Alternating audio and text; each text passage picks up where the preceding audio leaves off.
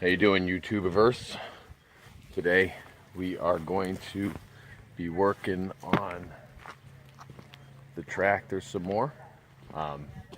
We're gonna put a new head gasket in there. So where I put it? Right there. Took it off already. I'll show you what I did. First, you take off the gas tank. This is for this model. Yours, you may not have to, but it was like that. So boom, boom, took it off, boom. Then took off the motor cover. That's this guy. Obviously drained it of oil, because if you don't do that, when you pull out the motor cover nozzle, you're gonna lose your oil. So that was like that. Had some screws in here. That's why I had to take off the gas lid. Boom, boom, boom. Cover comes off. All right. Okay, then we got to pull off the muffler. This guy was like this. So we take off these two bolts here. Boom. Okay, then take off, well, this guy's on the outside. Obviously, you may not have that. And then this guy comes off, boom. And right there is where our gasket lived. So we're gonna take that off because we're having some leaking. Now, I went to buy a new gasket at Sears. Didn't have one. It's an old motor. Tried other places, tried the tractor store, nothing. So I just bought some gasket material.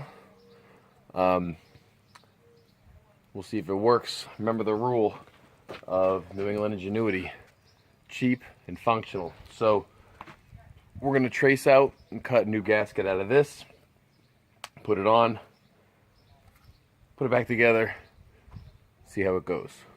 So, cut out the new gasket out of the gasket material. This stuff. I just used tiny scissors, razor blade to start. That's the inside. Tiny scissors, razor blade to start it, scissors to finish it. Put it on. I use a little RTV. I should probably put a cap on that.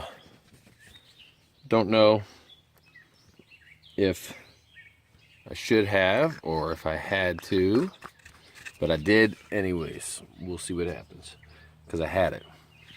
Gray, left over from when I did my transmission.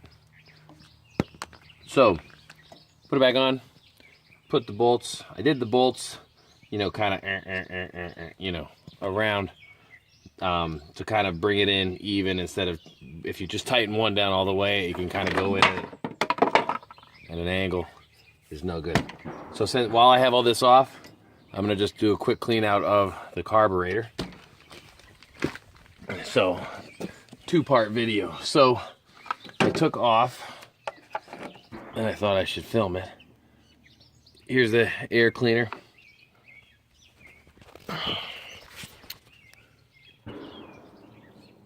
This guy, and same guy over there, and then it doot doot doot doot, boom.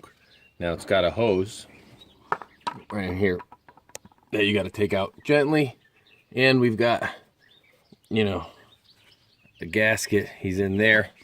We'll clean that up before we reuse it. So I'm going to take off the bowl.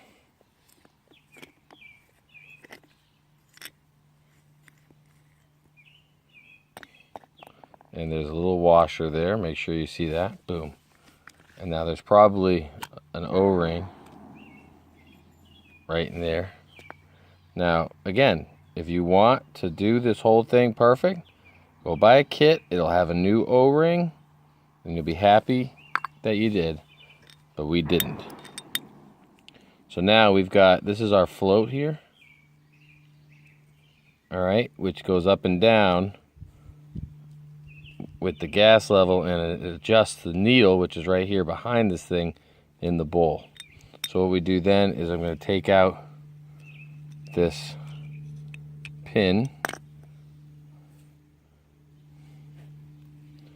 take off this float. Now if you want to get all anal about it, you check the float. Make sure it doesn't have any holes in it. The old ones used to be made of metal, and they would get real little pinholes, and you'd be bumming. These plastic ones last forever. Boom. And then this is my needle. It's got that rubber tip. And then there's the bowl right here that we are going to clean out Q-tip style. So we've got the carb disassembled. I need to clean out this guy, and most importantly this guy, this hole right there, because that is what the needle goes in. That's around here, that guy. All right, and the needle is under this guy, the float, and when the float goes up and down, it lifts the needle up and down into that hole that we just pointed to. Bam, that guy. That guy. Now, if that needle sticks, then if it sticks down, you're not going to get any fuel. If it sticks up, you're going to get flooding into. So that's when you get gas and oil mix. Sometimes head gasket can do that. That's why I had to clean all this out, because it was all covered with an oily, gassy mix. And then, so we're doing both. So, nearest Sears is pretty far away. I couldn't get a carb kit for this at my local tractor store. Doesn't surprise me, because Sears is a little, whatever about their parts. So, doesn't matter though, because it's New England ingenuity. I don't need to go buy parts when I don't need to go buy parts. You know what I'm saying? So here's what we're going to try. We're going to polish out the inside. We're going to go polish out the inside of those holes with a Q-tip and polishing compound. Let's see if it works.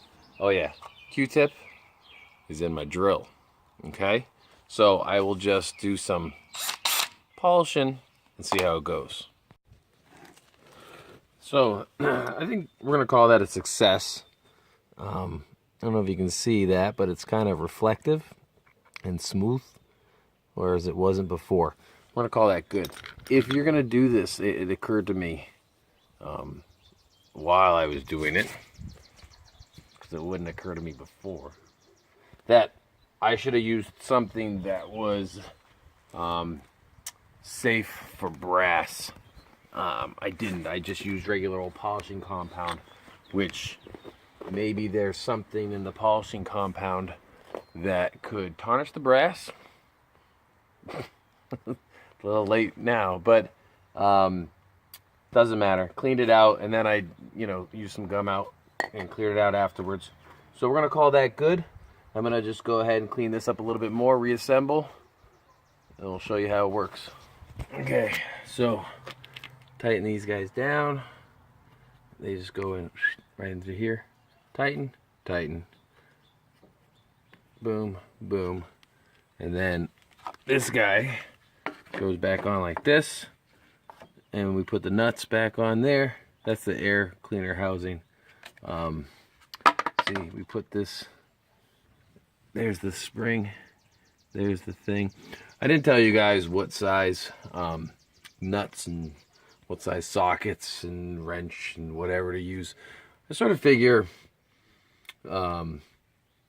if you can't figure out what size socket to use, you shouldn't be working on your own shit. You gotta send that out. It's cool, it's not for everybody, but if you can't, you put on the size 11 and it starts spinning and you can't figure out to try a size 10, you shouldn't be doing this. Okay, so I'm gonna finish assembling, fire up. Okay, so gas tank's back on, put a little gas in it, oil, put some oil in it. Oh, air filter's not on yet. I'm gonna leave it off because my air filter's kind of dirty, so I don't want that to make me think I don't want that to be in the way of the motor running, and then I think something else is wrong, and really it's just a shitty air cleaner.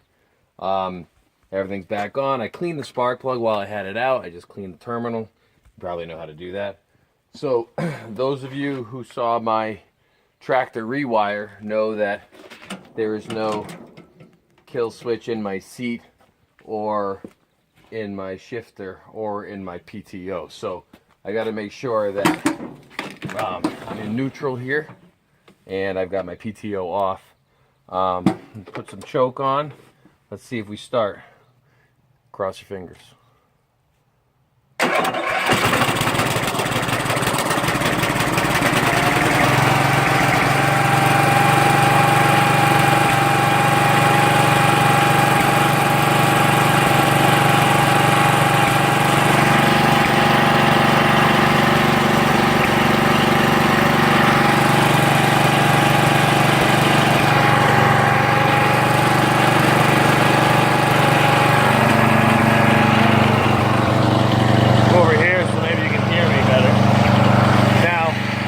You can see that I got a little bit of smoke coming out of the exhaust.